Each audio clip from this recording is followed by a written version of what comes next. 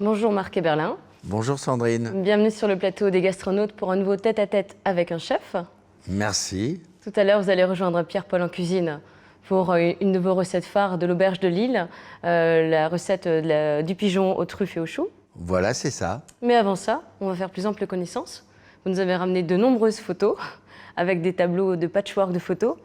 Et je vais de suite présenter le premier, Alors, qui me plaît beaucoup. Il se celui-là. passe plein de choses. Oui, là, il y a plein de choses. Alors, d'abord, il y a une ancienne émission qui s'appelait Star 90 avec Loiseau, Robuchon, Trois Gros, Bocuse, Guylaine Arabian Michel et Michel Drucker. Drucker et Poilane qui était dessus et Jean-Pierre Biffi aussi. Ensuite, c'est amusant, c'est Roger Siffert et Roger Mulle, le peintre. On avait fait, Trois Gros avait organisé avec des anciens élèves dont j'ai travaillé chez Trois Gros, un concours de cuisine, chaque fois un artiste et un humoriste. Donc une fois, je me suis retrouvé avec grand plaisir avec Roger Siffert et Roger Mulle. Mulle décorait la table, Siffert m'aidait en cuisine, une fois avec Moustache, une fois... Là, c'était un dîner avec le roi de Suède chez lui à la maison, en cuisinier. Là, c'est un peu mon hobby. J'ai pas le temps de conduire beaucoup, mais c'était mes premiers cours de pilotage sur le circuit de Mugello, je crois, avec Jean Alési. Et là, il y a Henri Pescarolo qui venait toujours chasser à Île-Iserne avec Monsieur Molteni, qui est le créateur des fourneaux Molteni. Et il chassait, donc il aimait beaucoup cuisiner. Il venait avec nous en cuisine, avec mon père et moi. Et là, c'est la princesse de Thaïlande qui était venue en visite il y a très longtemps avec Gilles Bragard. Ce tableau, il est accroché où? Ce tableau, il est accroché dans le bureau en cuisine. Qui c'est qui vous l'a fait? Et pourquoi toutes ces photos différentes, elles ont Le été patchwork, rassemblées? c'est moi, hein, c'est pas du tout...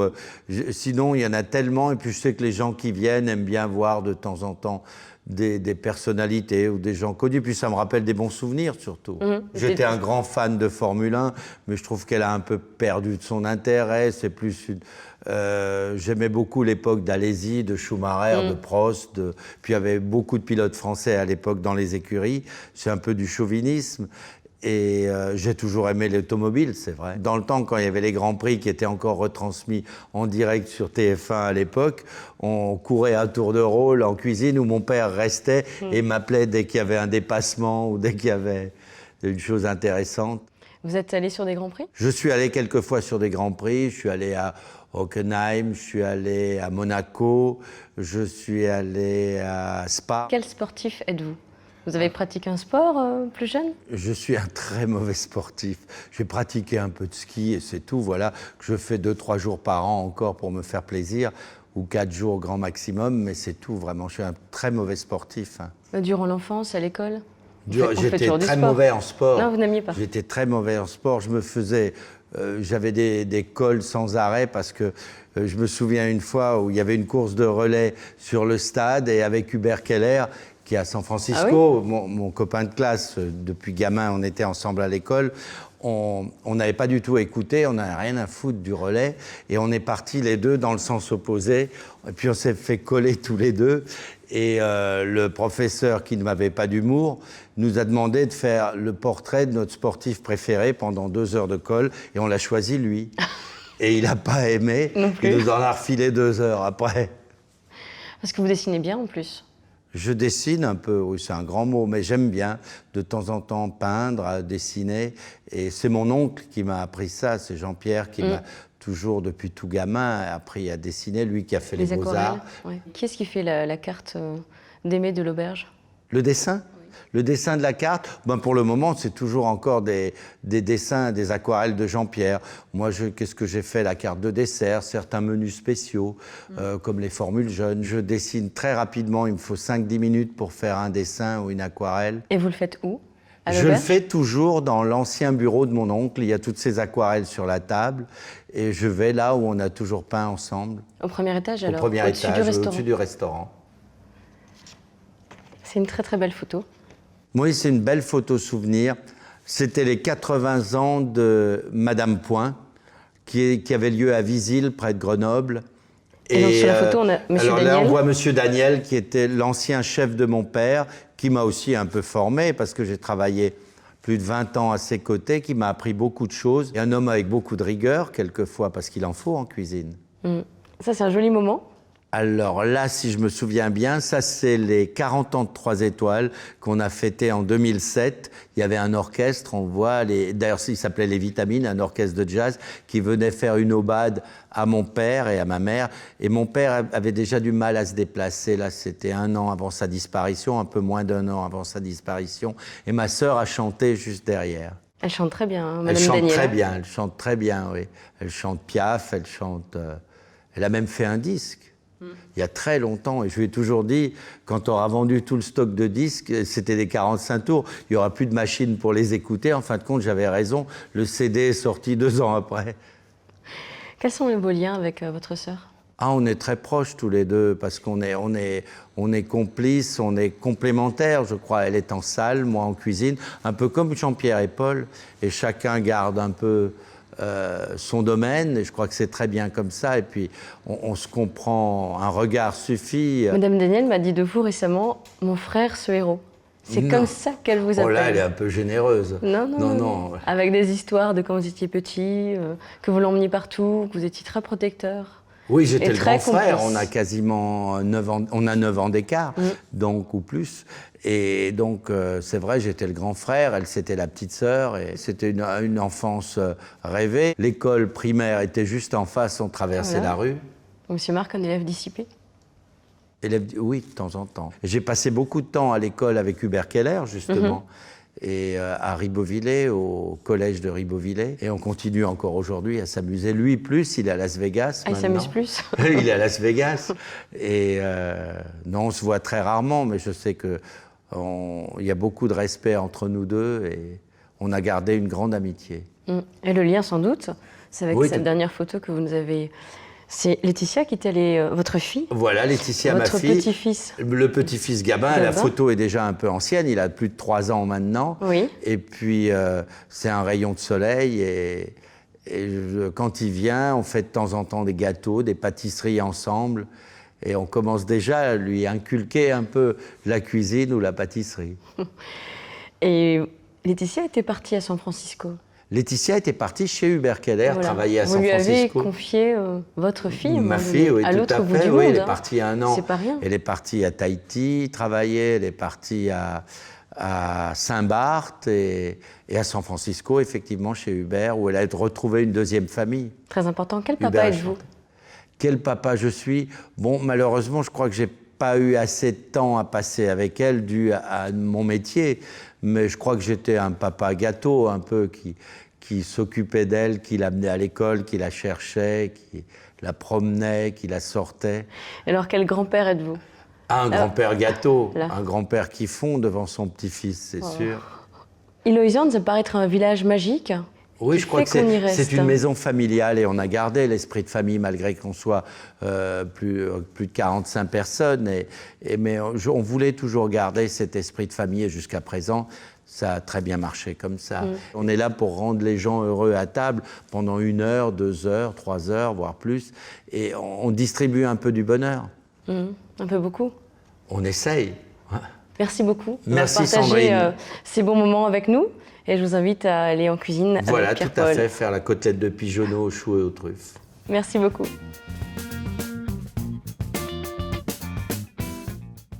Bonjour Marc. Bonjour Pierre-Paul. Quelle chance aujourd'hui d'avoir avec nous les gastronautes, Marc Eberlin. C'est un plaisir. Une des plus grandes maisons et un des plus grands hommes que je connais depuis déjà très très longtemps et je suis vraiment content qu'il soit là aujourd'hui avec nous. Merci Marc, beaucoup. Tu nous as ramené une de tes recettes emblématiques de l'auberge de Lille. Oui, alors aujourd'hui, je vais vous préparer la côtelette de pigeonneau aux choux et aux truffes, qui d'ailleurs ne s'appelle plus pigeonneau, parce que la loi l'interdit, c'est côtelette de pigeon aux choux et aux truffes. D'accord. Donc pour ça, tu nous as expliqué un petit peu ce qu'il fallait donc comme ingrédient, Alors, donc on va le dire rapidement à nos Comme gastronautes. ingrédient, il faut évidemment un beau chou frisé, il faut le pigeon avant tout, un foie d'oie, Une de la truffe. truffe fraîche en cette saison, une farce qu'on a passée au hachoir avec échine de porc, volaille, foie d'oie, et qu'on va assaisonner tout à l'heure avec de l'œuf, un peu de sel, poivre, cognac, porto. et du beurre, une crépine qu'on a fait tremper, crépine de porc qu'on a fait tremper Dans l'eau froide. dans l'eau froide, légèrement vinaigrée pendant une nuit, D'accord. qu'on a bien nettoyé.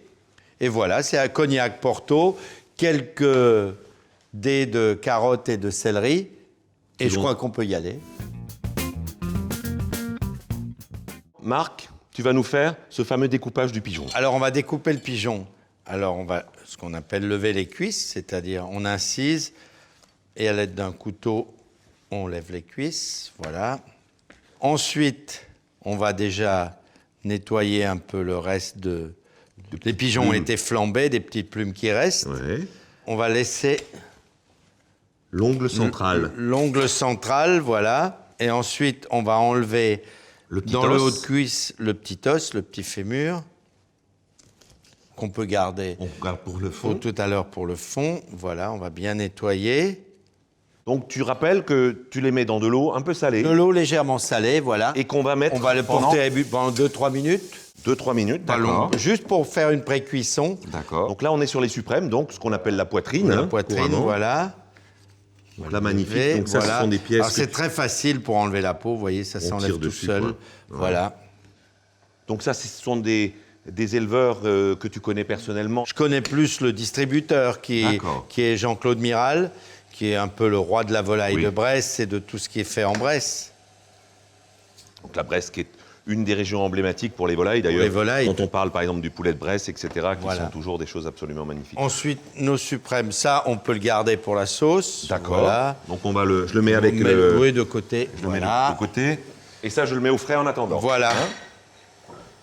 Ensuite, on va assaisonner nos deux suprêmes des deux côtés de sel et de poivre. Comme tu disais, donc c'est une cuisse de pigeon donc, que tu vas On reconstituer tout à l'heure. reconstitue, c'est pour ça le nom de côtelette. Voilà. Donc l'eau est bouillante, Voilà. salée et bouillante. Donc on va les blanchir pendant 3-4 minutes, comme D'accord. ça. Donc ça enlève encore éventuellement les quelques petites impuretés qu'il peut y Voilà, avoir tout à autour. fait. Et ça fait une pré-cuisson. D'accord. Parce que Donc très peu d'eau, juste couvert à ensuite, hauteur. on va arroser nos suprêmes d'un tout petit peu de cognac, l'équivalent de 2 cuillères à café, une cuillère à soupe de Porto. Voilà. Et on met au frais. Et on va les, ou à température ou au frais, on 10 les minutes. laisse pendant 10 minutes, un quart d'heure, voilà. Le temps de mariner, donc. Le temps de mariner. On a passé les différentes chairs. Donc, on va les assaisonner de sel, de sel et de poivre. Ouais. Fourchette, tu vas avoir besoin. Oui, une petite Là, fourchette. tu as tout ce qu'il faut à côté. Un œuf. hein. Voilà. On va ajouter un œuf, Là, tu vas me mettre la petite coquille là-dedans. coquille là-dedans. Voilà. Formidable. un peu de cognac. Donc là, généreux. Pas Donc, trop non plus. Faut pas trop, parce que ça sente trop l'alcool. ça doit- Voilà. Et ensuite, à l'aide d'une fourchette ou d'une spatule, On mélange. on va tout mélanger. Donc c'est cet appareil qu'on a passé tout à l'heure dans le hachoir. Cet hein. appareil qu'on a passé au hachoir. De toute façon, la recette, donc, La nos gastronautes recette peuvent la est retrouver sur le bien sûr, site. sur le site de Julien Bins, avec rien qui a été caché, Marc. Rien n'a Exactement la été recette caché. que tu fais. C'est la même recette.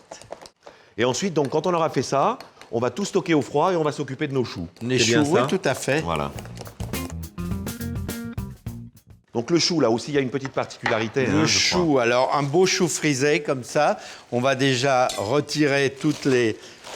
La grosse partie. la là. grosse partie extérieure qu'on n'a pas besoin. Alors on va garder pour ce plat que les belles feuilles ça, je te les intérieures enlève tout de suite. vert tendre. Ensuite, on va retirer la côte, La qui côte est au centrale. milieu, la côte centrale qui est toujours dure. Ouais. On va la retirer. Parce que c'est avec ça que tu vas envelopper tout à Le l'heure. pigeon, le foie, la Voilà, truffe moi je vais te et les la laver pendant farce. ce temps-là. Voilà. Voilà. Et donc je te mets de l'eau à bouillir. À bouillir, En tout attendant. à fait. Ensuite, on Suffit. va récupérer un tout petit peu de chou Pour faire pour notre tombée de émincer, chou tout pour à faire l'heure. notre petite garniture. Voilà. Voilà un petit Je vais quartier te de le chou. mettre par là, ça. Et maintenant, celui-là, on va l'émincer. Très bien. L'émincer très finement. Comme une Et on chiffonnade. va le blanchir, voilà, comme une chiffonnade, une petite julienne. Donc avec ça, c'est la petite compotée qu'on mettra Voilà, donc. c'est la petite compotée avec, de hein, qui chou sera qu'on va servie mettre tout à à l'heure. part. Marc, là, les 2-3 minutes sont Ça, passées. c'est bon. On va pouvoir les retirer. On peut les retirer, oui. On va les retirer, on va les poser avec une On peut les fourchette. poser là-dessus. Je vais les mettre dans un petit plat. Voilà. Et les mettre au frais aussi. Voilà. Et on va les positionner sur ce petit plat. Voilà. Et je les mets au frais. Voilà. Maintenant, on va mettre de l'eau salée En route pour en le chou. route pour le chou, pour blanchir le Je chou. m'en occupe. Voilà, il est là. Il était déjà en train de bouillir, donc très Je ne vite. sais pas ça va si reprendre l'eau l'ébullition. était salée ou pas. Je ne l'ai pas encore salé, Marc. Donc on sale parce que c'est du légume vert. c'est Légumes ça verts, il faut bien le saler. Voilà. On goûte. C'est pas Il y a encore- pas de sel. C'est pas de sel du tout, hein, donc on peut saler largement. Bien salé. Voilà. Bien salé. N'ayez pas peur de saler tout ce qui est choux, haricots verts, tous les légumes verts pour justement leur garder la couleur bien verte après. 2-3 minutes. 2-3 dans l'eau minutes bouillante à pour peine. garder Et quand même. ensuite, on va D'accord. faire dans la même eau, on va faire l'émincé de choux. Alors donc tu les jettes dedans, carrément. Voilà, une à une, Donc, dans pendant l'eau bien 2 à 3 salée. minutes. Deux, même pas une minute. D'accord. 1 minute 30, 2 minutes Histoire de maximum, de les ramollir ramollir la- et de leur, qui garde aussi un peu de croquant. Voilà. Et donc tu m'as fait préparer de l'eau de l'eau glacée à côté. glacée pour refroidir. Pour refroidir. Et c'est ce choc de température entre le chaud et le froid qui va lui faire garder sa couleur bien verte. Qui fixe la chlorophylle. Qui c'est fixe ça. la chlorophylle, Merci. voilà plus technique. On va peler notre truffe, mais on ne jette pas la pelure. On va la prendre pour la sauce qu'on va faire tout à l'heure. La sauce périgueuse. c'est Voilà. ça. On va les hacher pas trop petits pour Pour laisser justement des qu'on morceaux. les voit quoi, bien. hein. Ouais, ouais. Et donc tu disais que tu vas aussi couper maintenant des tranches un peu épaisses que tu vas mettre Une dans les tranche 2 de petits foie morceaux. gras d'environ 30 à 40 grammes. Ouais. On on va, va le remettre au frais. on va les assaisonner. Sel, poivre, un peu de cognac et un peu de porto.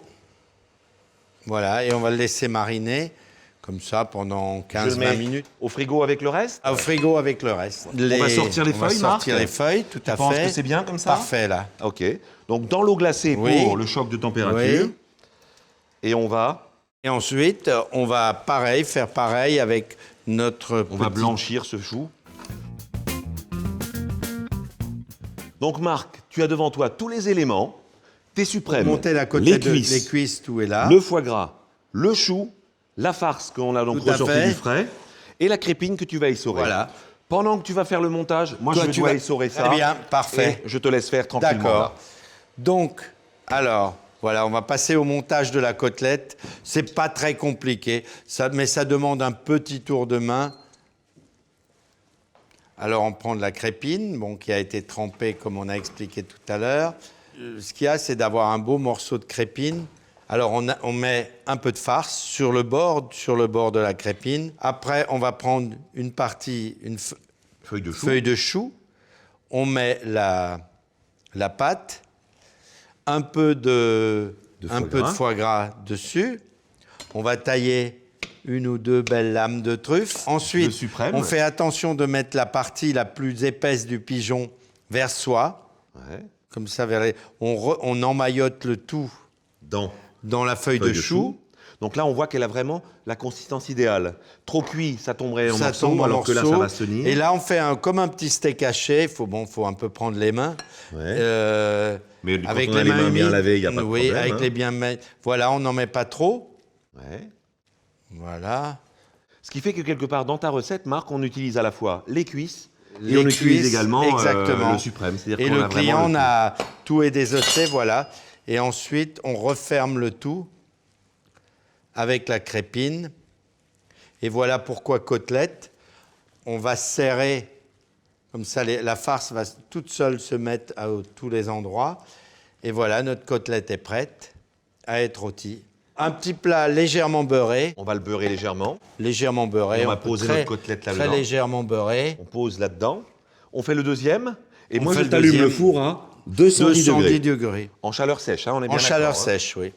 Je te mets ça en route. Donc, combien de temps de cuisson pour un... Alors là, il y a 13 minutes. Et ensuite, on va le faire reposer. Donc maintenant, tu vas Pendant ce demander... temps-là. Tu veux démarrer les légumes. Alors, on va démarrer les légumes. Donc, un petit peu de Un beurre. peu de beurre, une petite noix de beurre. Voilà. On va faire suer nos carottes et nos céleris. Là, on va poivrer. À peine une cuillère à soupe. Donc, voilà pour qu'il y ait un autre peu de terme vapeur. technique, étuver. Étuver, voilà. Gentiment. Et donc pendant ce temps, on va démarrer La sauce. la sauce. Donc la Alors, petite la casserole, sauce, pareil. je te la mets en haute. Donc là aussi. Petite noix de beurre. Ouais. Donc on y jette Alors, on y jette les truffes. les pelures de truffes, Et là-dessus, tu vas mouiller déglacé cognac, cognac Porto, et c'est ça. Porto. Et on va le laisser réduire. Voilà. Donc un peu moins de cognac que de Porto. Oui, hein, beaucoup moins de cognac que de Porto. Et tu fais réduire à sec, Marc. On le c'est fait ça réduire à sec, complètement à sec. D'accord. C'est cuit. On peut Mélanger avec les choux mélanger blanchis. avec les choux blanchis. Voilà, là, c'est presque réduit à sec. Là, Je le baisse un chou, tout petit peu. Lui, on le garde au chaud. on va le mouiller avec le fond de veau C'est ce que tu ou disais fond tout à de l'heure. volaille brun, la fond de pigeon. Voilà, notre fond Bout. bout. On va le faire mijoter tout doucement. Pas trop, parce que sinon, il ne nous restera plus rien. Ah, ça y est. c'est Il y a cuit, le four qui tu nous vois. appelle. Le four nous Donc appelle. là, on a va 13 sortir minutes. nos pigeons. Magnifique. Ils On va les sont poser beaux. un peu de là. Donc là, on va mettre un papier Alors, cuisson on va mettre un papier cuisson pour le repos. pour le repos et on va les laisser reposer comme ça à température ambiante. On va monter la sauce au beurre, c'est ce beurre que avec tu une avais petite dit. noix de beurre. Voilà. Alors, on va la monter comme ça sans fouet, en remuant très légèrement. Donc là, on a vraiment une consistance Voilà. siropeuse. C'est Oui, une vraie et la merveille. sauce est bien brillante. Donc tes petits légumes, comme tu disais tout à l'heure, sont parfaitement assaisonnés, ils sont mélangés. Oui. On a la belle couleur bien verte. Oui. Marc, maintenant, Maintenant, dressage. nos pigeons ont reposé à 10-12 minutes environ. On va les Repasser un peu passer au au four Deux pour minutes. les servir 2-3 minutes, le temps de les que tu dresses réchauffer. et le temps que tu dresses tes choux, Alors, etc. ce que je voulais dire aux gastronautes, justement, ce plat-là, vous pouvez le pré-cuire comme on vient de faire, une demi-heure, 3/4 d'heure avant, en le laissant en température ambiante. Et lorsque les clients, enfin vos invités, passent à table, on les repasse 4-5 minutes au four. Alors là, on va dresser nos choux dans un petit cercle que je vais beurrer Légèrement. très légèrement. Voilà, pour avoir une belle présentation. Ensuite, on récupère nos pigeons qui ont maintenant chauffé 3 à 4 minutes. Ensuite, voilà, on va couper, on fait une toute petite entame. Oh là là. Ah On ouais. va couper, voilà, le pigeon est rose, vous voyez. La cuisson est impeccable. 3 macarons Michelin depuis plus de 40 ans. La sauce maintenant. Voilà, on va napper pas la partie... Tranché. Par contre, la petite cuisse. voilà, on peut faire un petit dessin, voilà.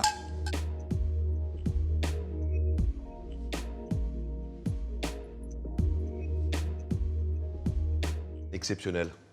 Marc, je t'embrasse parce que dans la cuisine, ça se fait. Bravo. Merci. Merci en tout cas pour cette magnifique recette que Marc Eberlin aujourd'hui nous a présentée. Donc, côtelette de pigeon Au chou et aux truffes. et à la truffe et au foie gras. Et au foie gras. Vous pourrez bien sûr retrouver l'intégralité de cette recette sur le journal Julien Bins.